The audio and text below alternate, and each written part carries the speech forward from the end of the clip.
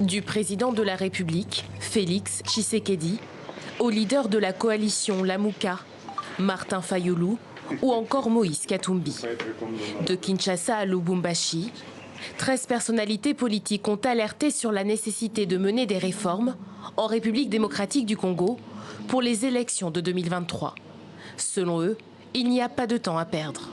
Il faut refaire le fichier, faire les lois électorales, mettre en place la CENI, mobiliser les moyens. Et donc il est temps qu'on s'y mette et il est temps que le peuple congolais s'engage tous comme un seul homme pour que les élections puissent avoir lieu.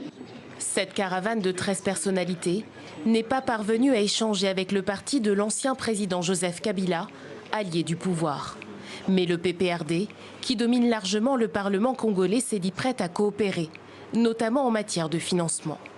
J'ai relayé la volonté du président du Sénat qui avait demandé au gouvernement d'ouvrir déjà un compte singulier pour commencer déjà à comptabiliser l'argent pour les élections parce que les élections se préparent déjà maintenant.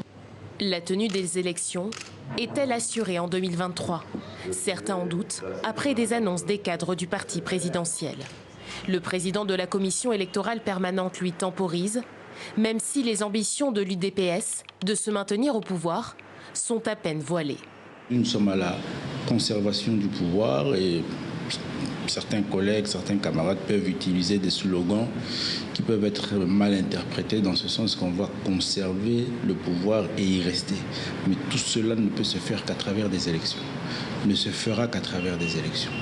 Face à la presse, le groupe des 13 a rendu ses conclusions. Sans réforme, les personnalités disent redouter un scénario de crise électorale.